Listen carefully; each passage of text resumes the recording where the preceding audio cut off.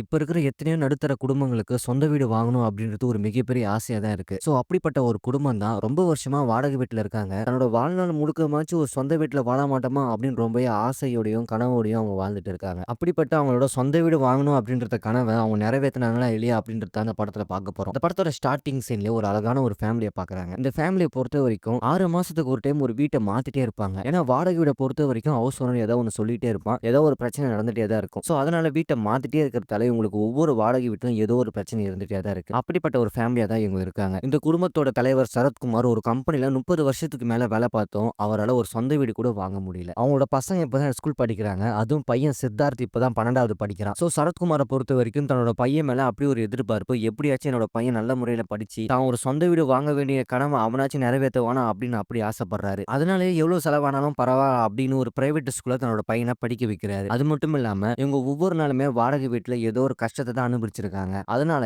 நம்ம எப்படியாச்சும் ஒரு சொந்த வீடு வாங்கணும் அப்படின்னு வருஷம் வருஷம் ஒரு பிளான் போடுவாங்க. அந்த வருஷம் எல்லாமே ஏதோ ஒரு தடங்கல் வந்துட்டே தான் இருக்கும். என்னதான் சித்தார்த்தும் அவ்வளோ பணம் கட்டி படிக்க வச்சாலும் அவருக்கு படிப்பு சுத்தமாவே ஏறல. அது மட்டும் இல்லாம அவர் கிளாஸ்ல ஐஷுன்னு ஒரு பொண்ணு இருக்கு. அந்த பொண்ணு கூட சேர்ந்து ஒரு லூட்டி அடிச்சிட்டு இருக்காரு. இதெல்லாம் ஒரு பக்கம் இருக்க தன்னோட குடும்பம் நம்ம மேல எவ்வளவு நம்பிக்கை வச்சிருக்காங்க. அதை காப்பாத்தணும் அப்படின்னு அவரும் எவ்வளவு முயற்சி பண்ணாலும் படிப்புல கவனமே செலுத்த முடியல. அது மட்டும் இல்லாம 12வது ரிசல்ட்டும் வருது. நல்ல மார்க் நல்ல பர்சன்டேஜ் எடுத்தாதான் ஃப்ரீ சீட் கிடைக்கும். அப்படின்னா மேனேஜ்மெண்ட் கோட்டா தான். நம்ம சித்தார்த்தும் அந்த அளவுக்கு மார்க் எடுக்கல. அதனால மேனேஜ்மெண்ட் கோட்டா தான் எடுத்து படிக்க வேண்டிய நிலைமையும் வந்துருச்சு. தன்னோட அப்பாவும் ரொம்ப வருஷமா சொந்த வீடு வாங்கணும் அப்படின்ற கனவுக்காக அவர் காசு சேர்த்து வச்சிருப்பாரு. அந்த காசை இப்ப தன்னோட பையனோட படிப்புக்கு செலவு வேண்டிய நிலைமை வந்துருச்சு. ஏன்னா சொந்த வீடோட பையனோட எதிர்காலம் தான் முக்கியம் அப்படின்னு அவர் அப்பா நினைக்கிறாரு. அதனால இருக்கிற பணத்தை எல்லாமே கட்டி ஒரு நல்ல இன்ஜினியரிங் காலேஜ்ல பையனை சேர்த்து விடுறாரு. பையன் சித்தார்த்தும் மெக்கானிக் இன்ஜினியரிங் எடுக்கணும்னு சொல்றான். ஆனா அங்க இருக்க காலேஜோட ஸ்டாஃப் கேட்டு இல்ல ஐடி எடுங்க, அதுதான் நல்ல எதிர்காலம் இருக்கு அப்படின்னு அப்பா ஐடி எடுக்க சொல்றாரு. வேண்டாம் இருப்பா ஐடி எடுத்து அவனால மேக்ஸிமம் வர முடியாம ஐடில ஒவ்வொரு நாளுமே சொதப்பலா இருக்கு. அவனால படிப்புல முழுசா கவனம் கூட செலுத்த முடியல. இன்னொரு பக்கம் சித்தார்த்தோட பள்ளி பருவ காதலிய பார்க்க போறான். ஆனா அவங்களும் வீட காலி பண்ணிட்டு போயிடுறாங்க.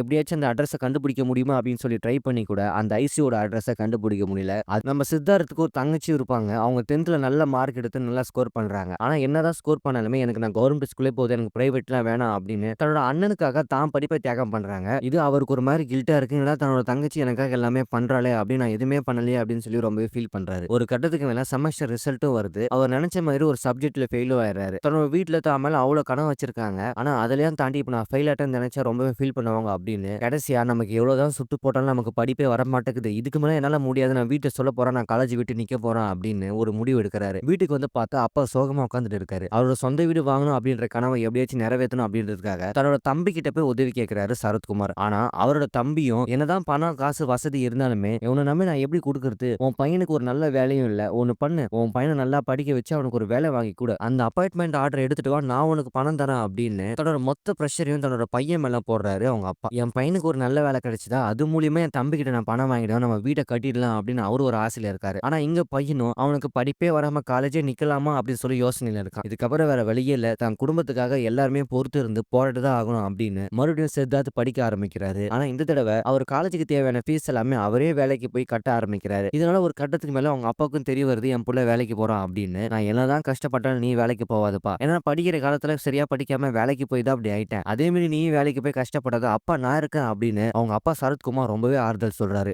சித்தார்த்துக்கும் என்னதான் பண்ணாலுமே தான் ஒரு வேலை வாங்கணும் அப்படின்ற ஒரே குறிக்கோள்ல ஒரு வழியா காலேஜும் முடிச்சு கேம்பஸ் இன்டர்வியூல செலக்ட் ஆகுறதுக்காக இன்டர்வியூ அட்டென்ட் பண்றாரு. கிட்டத்தட்ட ஏகப்பட்ட இன்டர்வியூல அட்டென்ட் பண்ணிருப்பாரு. ஆனா ஒண்ணுத்து கூட அவர் செலக்ட் ஆகல. இன்னொரு பக்கம் அவர் அப்பாவும் என் பையனுக்கு வேலை கிடைக்காதா அப்படின்னு ஒவ்வொரு நாளுமே காத்துட்டு இருக்காரு. ஏன்னா தான் பையனுக்கு வேலை கிடைச்சாதான் அவர் சொந்த வீடு வாங்க முடியும். எல்லா கனவுகளுமே அவங்க பையன் மேலதான் அவர் நம்பிக்கை வச்சிருக்காரு. ஆனா சித்தார்த்தும் எவ்வளவுதான் இன்டர்வியூ அட்டென்ட் பண்ணி முயற்சி பண்ணாலுமே எல்லாமே தோல்வி. இப்ப கேம்பஸ் இன்டர்வியூல மிச்சம் இருக்கிறது ஒரே ஒரு இன்டர்வியூ தான். அதையும் அட்டென்ட் பண்றாரு. ஆனா ஒரு கட்டத்துக்கு மேல அதுலயும் ஃபெயில் ஆயிடுறாரு. ஆனா அந்த காலேஜ்லயே அந்த இன்டர்வியூல ஒரே ஒருத்தர் தான் செலக்ட் பண்ணிருக்காங்க. அது நம்ம சித்தார்த்தோட ஃப்ரெண்டு தான். அதை பார்த்து அவர் ரொம்பவே சந்தோஷப்படுறாரு. பரவாயில்ல, எனக்கு தான் கிடைக்கல, என் நண்பனுக்காச்சும் கிடைச்சிருக்கு அப்படின்னு கடைசியா தன்னோட அப்பா மிகப்பெரிய ஒரு எதிர்பார்ப்புல இருக்காரு, என் பையனுக்கு வேலை கிடைச்சிரும் அப்படின்னு. ஆனா வீட்டுக்கு வந்து என்ன மன்னிச்சிருங்கப்பா, நீங்க எவ்வளவு எதிர்பார்த்தீங்க, என்னால அந்த வேலையை வாங்க முடியல. இதுக்கப்புறம் நான் ஏதாவது ஒரு வேலைக்காச்சும் போய் நான் எப்படியாச்சும் நான் வீட்டை கட்டி காட்டுவேன் அப்படின்னு அவரும் குறிக்கோள்ல இருக்காரு. ஒரு கட்டத்துக்கு மேல அவரும் கிடைக்கிற வேற எல்லாத்தையும் செய்றாரு. அதே சமயம் கவர்மெண்ட் எக்ஸாம் கூட ட்ரை பண்றாரு. ஆனா எந்த எக்ஸாம் எந்த வேலை கிடைச்சாலுமே அவருக்கு செட் ஆகல. எல்லாத்துலயும் தோல்வியில தான் முடியுது. ஒரு மனுஷன் தன்னோட வாழ்க்கையில எத்தனை தோல்வியை பார்க்க கூடாது, அது எல்லாமே ஃபேஸ் பண்ணி தான் ஒரு வாழ்க்கை. இப்ப எல்லாத்துலயுமே அவர் ஃபெயிலியர் ஆனதால கடைசியா ஒரு ஃபோன் கால் வருது அவரோட ஃப்ரெண்டு கிட்ட இருந்து. இதுக்கு முன்னாடி அவர் ஃப்ரெண்டுக்கு ஒரு கம்பெனில வேலை கிடைச்சிருக்கும். அந்த கம்பெனில இப்ப இன்டர்வியூக்கு ஆள் எடுக்கிறாங்க.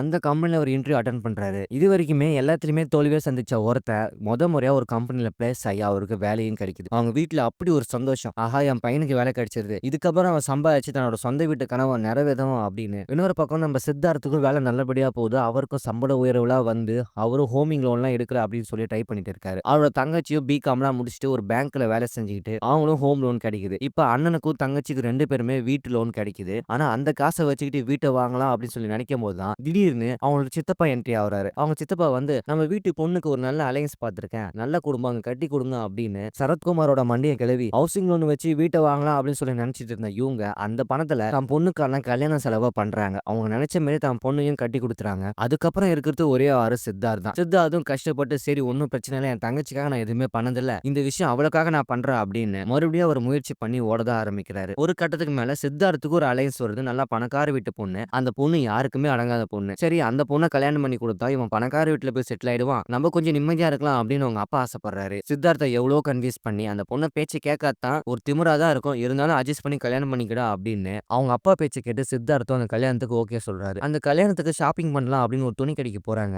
அப்பதான் அவருக்கு ஒரு மிகப்பெரிய ஒரு அதிர்ச்சியே காத்துட்டு இருக்கு. தான் ஸ்கூல் படிக்கிற காலத்துல தன் சின்ன வயசு காதலியான ஐஷுவ அவங்க மீட் பண்றாரு. அங்க பார்த்த உடனே அவருக்கு அப்படி ஒரு ஷாக்கு. நாளைக்கு நிச்சயதார்த்தத்த வச்சுக்கிட்டு இப்ப அவரோட முன்னாள் காதலிய பார்த்த உடனே அவரால எதுவுமே பண்ண முடியல. இப்ப அந்த பணக்கார வீட்டு பொண்ணா, இப்ப துணி கடையில வேலை செய்ற இந்த எளிமையான வீட்டு பொண்ணா, தன்னோட காதலியா பணமா அப்படின்னு சொல்லி அவர் குழப்பத்துல இருக்காரு. ஒரு கட்டத்துக்கு மேல வேற வழியே இல்ல. இந்த பணக்கார வீட்டு பொண்ண கட்டிக்கிட்டா எனக்கு நிம்மதி இருக்காரு. இதுவரைக்கும் என் வாழ்க்கையில எல்லா முடிவையும் எங்க அப்பா, அம்மா தான் எடுத்திருக்காங்க. ஆனா ஒரு முடிவு கூட நான் எடுத்ததில்ல அப்படின்னு அவங்க அப்பா கிட்ட போய் கெஞ்சி பார்க்குறாரு. அப்பா எனக்கு அந்த பணக்கார வீட்டு பொண்ணோட கல்யாணம் தேவையில்ல. நான் ஒரு பொண்ண லவ் பண்றேன். அவ பார்க்கறதுக்கு எளிமையான பொண்ணு தான். இருந்தாலும் எனக்கு நல்ல பொண்ணுப்பா, நல்லா பார்த்துப்பா அப்படின்னு அவங்க அப்பாவ கன்வின்ஸ் பண்ணி ஒரு கட்டத்துக்கு மேல ஐஷுவ அவர் கல்யாணம் பண்றாரு. சோ சித்தார்த்தோட வாழ்க்கை தான் நினைச்ச பொண்ண கல்யாணம் பண்ணதுக்கு அப்புறம் சந்தோஷமா போகணும்னு பார்த்தா கூட ஐடி கம்பெனில என்னதான் நல்ல சம்பளமே இருந்தாலுமே ஒவ்வொரு நாளுக்குமே ஒர்க் பிரஷர் அதிகமாயிட்டே இருக்கும். அது சித்தார்த்தோட மேனேஜர் ரொம்பவே பிரஷர் போறாரு இந்த ப்ராஜெக்ட்ட முடிங்க அப்படின்னு. என்னதான் அவருக்கு வீட்டு லோன் அப்படின்னு ஏகப்பட்ட கஷ்டங்கள் இருந்தாலுமே அவர் எப்படியாச்சும் இந்த வேலையை விட்டு நிக்கலாமா அப்படின்னு சொல்லி ட்ரை பண்ணிட்டு இருக்காரு. ஒரு கட்டத்துக்கு மேல மறுபடியும் ஒரு ஹோமிங் லோன் ட்ரை பண்றாரு. நம்ம ஒரு வீட்டை கட்டலாமா அப்படின்னு. சோ அந்த ஹோமிங் லோன் சாங்ஷன் ஆயிடுச்சு.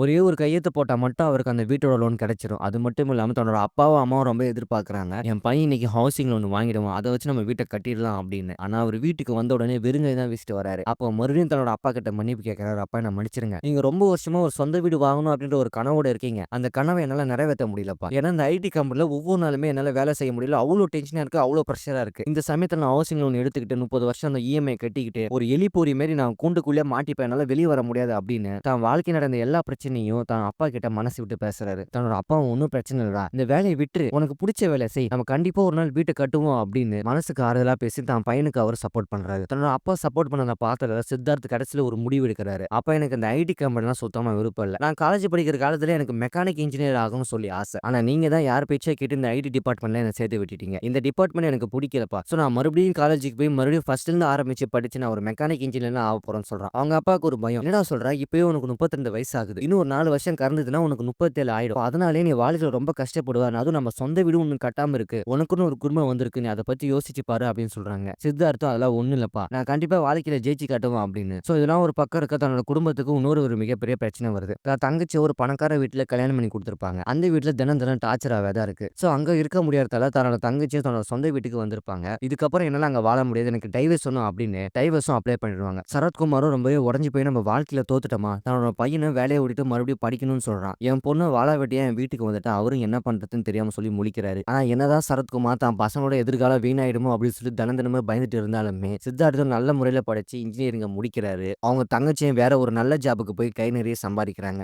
முடிச்ச சித்தார்த்தும் அவரோட எக்ஸ்பீரியன்ஸை வச்சு ஒரு நல்ல ஒரு மெக்கானிக் இன்ஜினியரா ஆயிடுறாரு. சோ எந்த ஒரு ஸ்பேர் பார்ட் இருந்தாலுமே அவரால யாராலுமே ரிப்பேர் பண்ண முடியாது. அந்த அளவுக்கு ஒரு நல்ல பேரோட அவர் வாங்குறாரு. ஒரு கட்டத்துக்கு மேல அண்ணனும் தங்கச்சியும் ரொம்ப நல்லா சம்பாதிக்கிறாங்க. அந்த சம்பாரணை வச்சு ஒரு சொந்த வீடு வாங்கலாமா அப்படின்னு சொல்லி பிளான் பண்ணிட்டு இருக்காங்க. இதுக்கப்புறம் இவங்களோட வாழ்க்கையில எந்த ஒரு தடங்களும் வராது. அப்படியும் தடங்களே வந்தாலுமே இதுக்கப்புறமும் நாங்க சொந்த வீடு வாங்குவோம் அப்படின்னு சொல்லி முயற்சி பண்ணிட்டு தான் இருப்போம் அப்படின்னு அவங்க குறிக்கோளா இருக்காங்க. ஒரு கட்டத்துக்கு மேல ரொம்ப வருஷம் பல வருஷம் போராட்டங்களுக்கு கழிச்சு அவங்களும் ஒரு சொந்த வீடு வாங்குறாங்க. அவங்க அப்பா அம்மா ரொம்பவே சந்தோஷப்படுறாங்க. அவங்க அப்பாவும் 70 வருஷம் கனவு, என்னால இது வரைக்குமே ஒரு சொந்த வீடு வாங்க முடியல. ஆனா என் பையன் கஷ்டப்பட்டு எவ்வளவு தோல்வியை கடந்து இப்ப சொந்த வீடு வாங்கியிருக்கான். அது மட்டும் இல்லாம வாழ்க்கையில என்னதான் பிரச்சனை வந்தாலுமே மனசை தலைவிடாம எவ்வளவு தோல்விகள் வந்தாலுமே நிச்சயமா ஒரு நாள் ஜெயிப்போம் அப்படின்ற ஒரு நம்பிக்கையோட ஓடனா நம்மளும் வாழ்க்கையில கண்டிப்பா ஜெயிக்கலாம் அப்படின்றத ஒரு எடுத்துக்காட்டா அந்த படத்துல ரொம்பவே அழகா சொல்லியிருக்காங்க. ஒரு சாதாரண குடும்பத்துக்கு சொந்த வீடு வாங்கணும் அப்படின்றது ரொம்ப வருஷ கனவா இருக்கும். அந்த கனவை நிறைவேற்றதுக்காக எவ்வளவு பேர் என்ன விஷயத்திலே போராடிட்டு இருப்பாங்க. ஆனா அதெல்லாம் மீறி அவங்க ஜெயிச்சாங்க பண்ணலாம் இல்லையா அப்படின்றது தான் அவங்க வாழ்க்கையில நடந்த மிகப்பெரிய ஒரு சுவாரஸ்யமா இருக்கும். ஸோ இதோட அந்த 3 பிஹெச்கே படத்தோட கதை முடியுது. ஸோ அந்த படத்தோட movie explanation and review story உங்களுக்கு புடிச்சிருந்தா மறக்காம நம்ம சேனல் நீங்க சப்ஸ்கிரைப் பண்ணிடுங்க.